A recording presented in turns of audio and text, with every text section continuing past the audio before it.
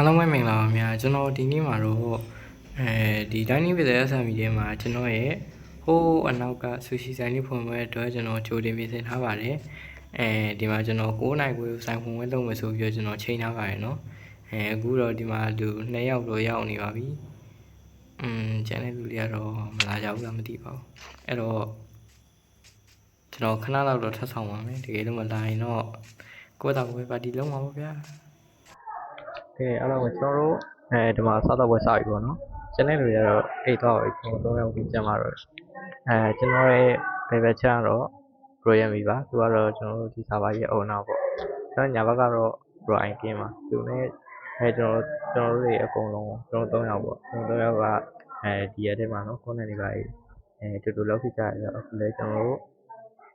3ယောက်ပဲကျန်ပါတော့တယ်ကျွန်တော်တို့စားတော့ပွဲလုပ်ပါတော့အားဆိုင်တော့ကျွန်တော်တို့စားလိုက်ကြပါဦးကဲအားလုံးကကျွန်တော်စက်သားနေစားမယ်ဒါတော့စက်သားပေါ့ဟွာစက်သားစားလိုက်တဲ့အချိန်မှာကျွန်တော်ရဲ့ခန္ဓာကိုယ်ဖြစ်တယ်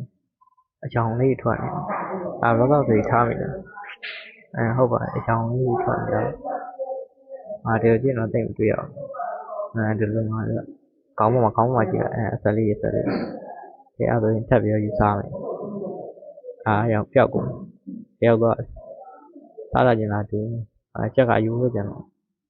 ကုန်းစားစားပြီဆိုရင်တော့အယိုးကြီးကျွန်တော်ဖိလိုက်ပါမယ်ကျွန်တော်ကဒီစားတော့ဝင်လုပ်တဲ့ပိုင်းကျွန်တော်ကတိုင်ရှင်းလုပ်ရတော့ပေါ့စားကုန်းစားရပြီဒါအယိုးတွေပဲကျွန်တော်ပကံလေးဖိလိုက်ပါဒါပြီးရင်တော့ကျွန်တော်တို့စစ်စီစားပါပါဒါရဲ့အဓိကမင်းနှစ်ယောက်ဆူရှီဟုတ်ပြီကဲဆူရှီလေးယူလိုက်မယ်ဘယ်လိုယူရမှာဆူရှီကဟောရဆူရှီရကျွန်တော်တို့ကအခုစတိုက်စားတာကျွန်တော်ပိုင်းမစားသေးဘူးပေါ့နော်ကျွန်တော်ဒီဆူရှီစားဖို့အတွက်ဆိုရင်ကျွန်တော်တို့ဟုတ်ပါရွာပတ်ပြေးရမှာအားလုံးပဲကျွန်တော်အဲ့တူပြေးမလားဟုတ်ပြေးလိုက်ရအောင်ကျွန်တော်ပြေးခင်ကျွန်တော်ထဲအားလေးပျောက်မှာဆိုလို့ပေါ့နော်ကျွန်တော်ဒါပြန်သိမ်းထားပါမယ်ဒါရတမှုရှိရပြအားလုံးပဲဟိုပါလေကျွန်တော်စကားမဆက်ကျွန်တော်တောင်းပန်ရလေးရှိပါတယ်ကျွန်တော်သူကဘယ်လိုလဲဆိုတော့အားဆုံညံနေရဗျာကျွန်တော်ဗီဒီယိုကဘာသာတော့ကြည့်နေကျွန်တော်ဗျာကျွန်တော်ဗီဒီယိုလေးကိုကြည့်နေလို့ကျွန်တော်ဗီဒီယိုသာလုပ်တင်နေကျွန်တော်ဘက်ကအတန်နေတာဆုံညံနေတယ်ဒီဘက်မှာပွဲရှိလို့အဲကြောင့်မို့ဒီဗီဒီယိုလေးကိုတော့ကျွန်တော်သိခံပြီးကြည့်ပေးပါဦးနောက်ထပ်ဗီဒီယိုတွေကြာရင်အဆင်ပြေအောင်လုပ်ပေးပါမယ်ဒီဗီဒီယိုလေးကိုတော့ကြည့်ပေးပါဦးเนาะကျွန်တော်ဗီဒီယိုလေးတက်ကြတော့မှလည်းကြောက်တယ်ဆိုတော့ကျွန်တော်မှာဗီဒီယိုလေးတက်ရှိရတယ်အဲဒါကြောင့်မို့အားလုံးပဲကျွန်တော်ဆူရှီစားဖို့အတွက်ကျွန်တော်ကြော်ပတ်ပြီးတော့ပြေးနေပါမယ် bro ပါဝါကြီးဖဲရှေ့ကနေဖဲနေ bro ရှေ့ကနေဖဲနေအေးပြစ်တယ်ဆိုင်ခွဲကိုအဲ့လိုအဖြက်တွေအနောက်ရှက်တွေလာတာပဲเนาะဒါငါတို့ဆိုင်ခွဲကိုလာဖြက်တဲ့ကောင်ကြော့ဟဲ့ဒါဘယ်လိုပြောပြစ်လို့မရဘူးခင်ဗျာ ပြောတယ် ခင်ဗျာလည်းပြစ်လို့မရဘူး အပမိ ဒီမှာဒီကောင်တွေအဖြက်သမားတွေငါတို့ဆိုင်ခွဲကိုဖြက်တဲ့ကောင်တွေမင်းသားကွာဖြက်တာတို့ရွာရဲ့စောင့်ရောက်သူတွေကွာပူယူလိုက်โอเคဝိုင်းကွာမင်းသားဝိုင်း ဘိုးက ရှိသေးလား ဘိုးက breaking နဲ့ power နဲ့ ဟိုမိုက်တာပေါ့ပါဘယ်လောက်လဲပါဘယ်လောက်ရ power 2 โอเคပါတူဆိုမိုက်က ဲဆက်ပြီးတော့ပြီးလိုက်ရအောင်ဟိုစက်သားစားရစက်သားစားတော့လုံးဝမရောတော့ဘူးပြီးစက်သားဟင်းစားရလို့ဟုတ်တယ်လုံးဝလူကအားကိုမကုန်တာနော်ဘိုက်တင်းနေဘိုက်တန်နေဒါတော့ပြီးရင်သေးပြီလားတော်ပြီအားမရှိတော့ဘူးဘုရားကြောင့်မဟုတ်ဘူးဟုတ်တယ်ကွာအဲ့ဒါဒီစက်သားကငါတို့ဝယ်စားနေတယ်နော်ပိုင်ခွင့်နဲ့လုံးဝဒါဆိုင်စက်သားဘိုက်ပြည့်ဒီစက်သားတစ်ကောင်ရဖို့မလွယ်ဘူးနော်စက်သားတစ်ခုလဲလို့ဟုတ်လားဒီနေ့အဲ့စက်သားတွေမှာအစားသွတ်ထားရတာဝတ်သားရဲ့အမေကျုပ်ရဲ့စား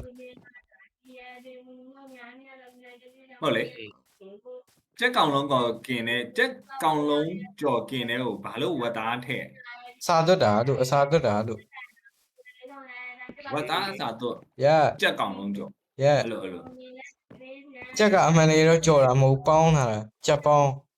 လုံးဝကြက်ပေါင်းကိုဝတ်သားအစာသွတ်နေ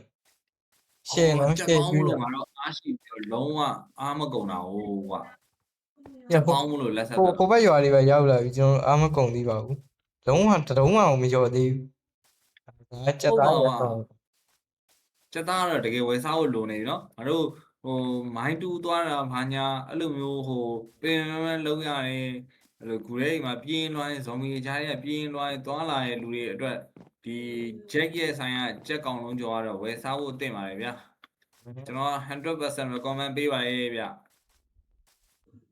ပေမဲ့ဒီကောင်ကိုရောင်းဖို့အတွက်ဆိုရင်ကျွန်တော်အခုတည်းကဈေးကြိုပြီးတတ်မှတ်ရပါအာ အောင်ဒိုင်းဝန်း10လုံးလောက်နဲ့ရောင်းမှရ Diamond 10တော့ ရဒါပေမဲ့မင်းအဲ့ဒါမများဘူးအဲ့ဒါမများဘူးဒိုင်းဝန်း10လုံးမများဘူးဘာဖြစ်လို့ဆိုတော့ โอเค ကြာကြီးဟန်တယ်လေလုံးဝပြောရမယ်ဆို affinity ဖြစ်နေပြီဗျာ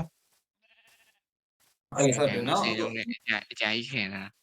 လုံးဝဒီမှာအခုပတ်ပြီးနေရလေဟိုအခုနအမြားနဲ့ပြစ်ခံထားရတာလေတွေးလေးပြန်တယ်လုံးဝဟိုဟာ energy တောင်လုံးဝမကုန်တော့ဘူးလုံးဝ affinity ဖြစ်နေပြီ ဟုတ်တယ်နော်တလုံးမှမရော့ဘူးနော်ဒီမှာဟိုဘက်ရွာတော့ရောက်ခဲ့ပြီအဲ့ဒါမှမရော့ လုံးဝမရော ဆိုင်တီအောင်အခုပြန်အောင်ရောက်လာပြီဒါနဲ့ဆိုင်ဝင်ဝဲဆိုရင်ငါတို့ကျွင်းဝဲအခမ်းအနားပဲလုပ်ရသေးတာဆိုင်ပြအောင်လေဆိုင်ပြအောင် ကဲဟုတ်ပြီလာအဲ့ဆိုတော့နောက်မှပဲအရောက်မှပဲစားဖို့ပါစစ်ထုတ်သွားလိုက်တော့ကဲအခုဆိုင် ဟုတ် ပြ လေ ပါ ဆိုင် မယ် ဆိုင်ဆိုင်ရှင်းကဆိုင်ကိုခွေးတော့ဘက်မှာမပြနဲ့ရှောက်လန်းပြလေ ကဲလာကဲ လာဒီဘက်ကလာဆိုရှောက်လန်းကိုခေါ်ပါ ဟုတ် လေ ပြီလာအစားနေပြန်ပြ โอเคကဲ live ပြီကြာဆိုင်ပြပါမယ်တဲ့ကဲကျွန်တော်ဆိုင်ဖွင့်ဝဲရဲ့စားတော့ကိုလည်းစားပြီးသွားပြီဆိုတော့ ကျွန်တော်ဆိုင် ကဲအားလုံးပဲအခုဆိုရင်ကျွန်တော်ဆိုင်ကိုလိုက်ပြပါရစေပါနော်ကဲအဲ့ဒါဆိုကျွန်တော်တို့သွားပြီးကြည့်လိုက်ရအောင်ဗျာ โอเคလာပြီဆိုင်ပြမှာတဲ့ကြားလိုက်တယ်ပြဘယ်မှာ ကဲဒါတော့ကျွန်တော်ဆက်လာပြီးတော့ဗောနော်ကျွန်တော်အိမ်ကဒီအိမ်လေးကနေလမ်းလေးရောက်အောင်ဗောနော်ဒီလမ်းလေးကကျွန်တော်နောက်ဆို ကျွန်တော် start ပြီ ဒါတော့ကျွန်တော်ဆိုင်အောင်အားလုံးစုပ်ဆိုင်ပါအားလုံးဆိုင်လေးကိုကျွန်တော်ကြော်သွားမယ်ဆိုရင် ဒါတော့ငါသိရတယ်အာ ဒီ လူ မှာ ဆိုင် ရောက်ပါပြီကျယ်ရီဆောက်ထားတယ်ကျွန်တော်ရဲ့ ဒီဘက်ကဆိုင်ပေါ့နော် ဒီအားလေး ready နဲ့ပြကြပါဦးဝယ်ကန်ပြတော့ပေးရမယ် ဟာ ဒါဝယ်ကန်တဲ့ဆူရှီ ဆိုင်ကိုလည်းချိန်ထားတယ် ကျွန်တော်ရဲ့ဆူရှီဆိုင်လေးပါဒီဆူရှီဆိုင်ကနေဖွင့်လိုက်ပါပြီအားလုံးပဲလာကြ ဟော Jack Sushi okay Jack Sushi လေးကိုကနေကြိုးစားလိုက်ပါတယ် Welcome Jack Sushi လက်စုရှိ yeah ကဲဟာဟုတ်ပြီကွာဆိုင်ကတော့ဟုတ်နေရပဲနော် ဟုတ်ပြီဒီညမှာ ဝဲပဲပြောက်သွားဇဝဲ အခုဆိုရင်ကျွန်တော်ဆိုင်လေးပြောင်းလာတဲ့အချိန်မှာကျွန်တော်ရဲ့ခုံလေးပျောက်သွားပါတယ်ဟုတ်ပါတယ် ဗောနော် ကျွန်တော်ခုံလေးပဲရောက်သွားတယ်ကျွန်တော်လည်းမသိပါဘူးဒါပေမဲ့ကျွန်တော်ဒီမှာခုံလာတာလေးလုပ်ထားပါတယ်ပျောက်သွားပါပြီအဲ့တော့နောက်မှပဲတစ်ပြန်လုပ်မယ်ပေါ့အခုကတော့ကျွန်တော်ဆိုင်ကိုပြမှာပါ ကဲဆိုင်ရှင်ချက်ရေးဒီမှာကျွန်တော်ဒီမှာဆိုင်ထဲမှာထိုင်နေပြီကျွန်တော်ဟိုမှာနည်းနည်းပေးပါအောင်ဘာရောက်မှလဲကဲကျွန်တော်မှာလို့ရည်လားအော်ဒါမှာလို့ရည်လားဗျာဆိုင်ရှင်ချက်ရဲ့မှာခြင်းလို့ ဒီနေရာမှာကျွန်တော်ရဲ့မိုက်ကနေဟိုပါပေါ့နော် အဲ့လုံးနေရ အဲ့ဒါတက်သွားပါတယ်ကျွန်တော်ဒီနေ့ပြောတဲ့စကားတစ်ခုမှမရှိတော့အဲ့ဒါဆိုကျွန်တော်အစားနေပြန်ပြောပါမယ်ဒါကတော့ပတ်စံပေးရမယ့်ဟာပေါ့နော်ပတ်စံဆိုတာကျွန်တော်တို့ဘယ်လိုပြောမလဲတိုင်းပေါ်မှာဒီမှာတော့တိုင်းပေါ်ပတ်စံဖြစ်သုံးပါနော် ဈေးရောက် ငါးလုံးကိုအဲ့ဒီဟောပါအဲ့ဒါနေရာ၅ခုမှာ သူဈေးရောက်တဲ့ process အဆင်းတွေကိုငါတို့ကသိရအောင်အခုဒီကနေတော့ရောင်းမယ်ဆို အဲ့ တော့ ဟောဒီကိုရောက်သွားပါ ငါတို့မှားမယ်ဆိုငါတို့ဒီမှာထိုင်ပြီးလမ်းမှာဆိုင်ရှင်ချက်ရေးဆိုသူကဒီပစ္စည်းလာချတယ်ဟုတ်တယ်ဟုတ်ပတ်စံ ပြီးတော့ ပတ်စံဒီထဲမှာထည့်ပေးရမှာလား ဟုတ်တယ် ဟုတ်တယ်ပတ်စံအမှန်တရားကိုယ်တိုင်ပေးစနစ်နဲ့ပါ โอเค အဲ့မှာအန်လွဲလေးနှိမ့်လိုက်အဲ့လွဲ5ခုရှိပါအဲ့ထဲမှာ diamond တစ်လုံးစီ5ခုထည့်လိုက် ဩโอเคမမဒိုင်းဝန်းမရှိဘူးရောကော်ပါနဲ့ဝယ်လို့ရတာဘာရှိလဲ bro ထဲလိုက်ပြီ bro အကုန် UI 16ခုစလုံး UI နော် အားတော့ကျွန်တော်ဆိုင်မှာဈေးလောက်ဝင်နေဟုတ်ဘူးကျွန်တော်တို့များလာတိုင်နေကြတာပါကြည့်လိုက်ပါဦးကျွန်တော်တိုင်းမှာတော့ဘူးကျွန်တော်အကုန်သွားမယ်လို့ ကူကီရှိရဲ့โอ้ဒီမှာဆူရှီရဲ့အများကြီးဒီမှာကူကီရဲ့အများကြီးမိုက်တယ်ကွာမိုက်တယ်ဝါအော် ဒါစကားမစငါဒီမှာဟိုကနည်းနည်း energy တလုံးတော့ရော့သွားပြီကွာငါ sushi အတောင်းလိုက်ငါစားရင်အဆင်ပြေရမလားအခုလေ no sushi အကြီးကိုအခုမစားနဲ့ sushi အကြီးကိုနောက်ထပ်လိုလာတဲ့အချိန်ကြီးကြမှာစားအခုကကြတော့ sushi အကြီးမစားနဲ့တခြားစား သူရှိအသေးကြတော့ကျွန်တော်ဘယ်အချိန်စားမလဲဆိုရင် energy 3လုံးလောက်4လုံးလောက်ကုန်နေတဲ့အချိန်ကိုဆူရှီအသေးစား ဟော okay အဲ့တော့အခုကျွန်တော်လက်ထက်ကဂိုင်ထားတဲ့ဒီ sushi အကြီးရကြတော့အခုက energy က2တုံးမရော့သေးရဆိုတော့ sushi အကြီးကစားဖို့မသင့်သေးဘူးပေါ့နော်အမှန်တော့အသေးစားတဲ့ဟုတ်တယ် ရအခုအချိန်မှာဒါဆူရှီစားလိုက်ရင်energy တွေကအလားအသားဖြစ်သွားမယ်နောက်ပြီးတော့ဘယ်လိုပြောရမလဲ effect တွေကတိတ်မတက်ရောက်တော့ပဲနေလို့ပြဒါမှုံဝင်ဆူရှီပေါ့ okay ဒီမှုံဝင် အဲ့ဒါဆိုလို့ရှိရင်ဟုတ်ပြီတကယ်တော့အခုလောဆယ်ဆိုင်ဖွင့်မဲမှာလောဆယ်ဒီ sushi အကြီးကိုစားဖို့ကအစင်နဲ့မဖြစ်သေးဘူးကွာ ရ အဲ့ဒီတော့ sushi အကြီးကိုငါတို့အိမ်ကိုပေးလိုက်ပြီးတော့ sushi အသေးလေးတွေအခုကျွေးလို့မရအောင်လား okay ရမယ်ကျွေးမယ် okay ဟုတ်ပြီကျေးဇူးပါ wait a second okay ကျွေးမယ် အဲ့ ice cream ဘာလို့လဲဟိုခုံထဲဝင်နေတယ် ဟမ်တန့်ပေးတော့ပုံရိုက်နေ ဟုတ် sushi အသေးကိုအခုစားဖို့ကျွေးရမှာဖြစ်ပါတယ်ဟမ် ဟေးဝါကျွန်တော်ဟီရောက်လိုက် sushi အသေးတောင်ပေးပါပြုတ် ရော နောက်မှာ bro why you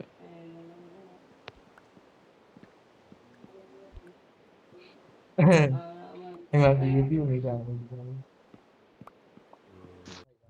တယ် ကဲ sushi အသေးကိုတော့အခုဒီမှာစားလို့ရပြီတဲ့ကဲ ice cream ငါတို့စားကြအောင်ဟဲ့ okay စားရအောင် ဟုတ်တယ်ကွာချက်ချင်းကိုတွေ့ရတန်းပြီွာနော် sushi ကအရန်ကိုကောင်းတယ်ကဲဒီဆိုင်လေးရောင်းကောင်းပါလေဗျာကျွန်တော်စာပါထဲမှာနော်ဒီဆိုင်လေးရောင်းကောင်းပါလေကျွန်တော်လည်းနောက်လဲလာအားပေးပါမယ်ဗျကျွန်တော်စားရင်တာကတော့အများဆုံးအဖြစ်တော့ခုနကြက်ကောင်လုံးကြော်ကြီးကိုလည်းကျွန်တော်အများကြီးစားရင်တယ်ဗျာဟုတ်လဲလာစားပေးမယ်သိလားနော်နောက်ဆိုရင်စာပါထဲမှာပြင်းနေရဆိုရင်ကျွန်တော်ဘာလုပ်ရမလဲဆိုတော့သိသွားပြီ Jack စီကကြက်ကောင်လုံးကြော်ဝယ်စားနိုင်ဖို့အတွက်ကျွန်တော်ဒိုင်းမွန်းတွေသွားတူးတော့မှာဖြစ်ပါရဲ့ဗျာ ice cream လည်းပါမှာလား ထုတ်တယ်ပါမှာပေါ့ အေးဟုတ်တယ်အဲ့ဒါဆိုရင်ငါတို့ဒိုင်းမွန်းတွေတူးပြီးတော့ Jack စီကနေအားပေးကြမှာကွာတခြားငါတို့ဒီစာပါထဲမှာဇာရောက် join တဲ့တခြားမှန်ပါတွေအားလုံးကိုလည်း Jack စီကနေပြီးတော့ကြက်ကောင်လုံးကြော်နဲ့ sushi အရန်ကောင်းတဲ့အကြောင်းငါတို့ပြောပြလိုက်ကြမယ်ကွာယေကဲကိုကျဲရေရောင်းကောင်းပါလေဗျာကဲကျွန်တော်ပြန်တော့မယ်ဗျာနော်သူဆိုင်ခွင့်ဝဲလေးလည်းပြီးပြီဆိုတော့နော် အဲ့ဆိုလာကျွန်တော်ဆိုင်ဝါးထိလိုက်ပုံမယ်နော်ကဲလာဒီထောက်ဖို့တော့မှ idea ခံနေရရောက်ရင်နောက်တစ်ခါထပ်စားခြင်းလို့လားမသိပါဘူးကဲအားလုံးပဲပါတယ်မှာနောက်မှဆိုင်လာပြီးအားပေးပါအောင်ဟုတ်ပါပြီ ကိုကျက်နောက်မှာကျန်ခဲ့ရလား ice cream လာice cream ငါတို့နှစ်ယောက်ဂျဲရဲ့ဆိုင်ကနေပြီးတော့ငါတို့ sushi ဟုတ်တယ်ကျွန်တော်နောက်ဘောက်ကနေပြီးတော့ဒီတူလေးကက်တူလေးတော့ခိုးရင်ကောင်းတာဟုတ်လုံးဝစားကောင်းတယ် အခုကအရန်ပေါ်တာဆိုတော့လေ ဝေး ဒီကောက် ကြာလာကျွန်တော်ဆိုင်ခိုးလုံနေတာခုန2ယောက်ကအဲ့တော့ကျွန်တော်နောက်တဲ့ episode ဒီမှာကျွန်တော်ဘယ်လိုဆော့မလဲဘာတွေလုပ်မလဲကျွန်တော်ရဲ့ဆိုင်ကိုဘယ်လိုကောက်ွယ်မလဲဆိုတော့ဟိုကြည့်ဖို့အတွက်ကျွန်တော်ရဲ့ channel လေးကို subscribe လုပ်ပြီးကျွန်တော်ရဲ့ video လေးကို like လေးလုပ်ပြီးထားပါအောင်အားလုံးပဲဒီ video တော့ဒီလောက်ပါပဲဆိုင်လေးစောက်တဲ့ဟာလည်းတင်ထားပါတယ်ဗျာအခုကတော့ဒီ episode ကတော့ဆိုင်ပုံပဲတော့ပါဆိုင်လေးဖွင့်ပြီးဆိုတော့အားလုံးပဲကျွန်တော်ဒီ video လေးကိုနားပါမယ်like မလို့ဒီရဲ့ဘာသာတွေလည်းကျွန်တော်ရဲ့ video လေးကို like လုပ်ပြီးပါအောင်အားလုံးပဲဒီ video တော့ပါပဲ bye bye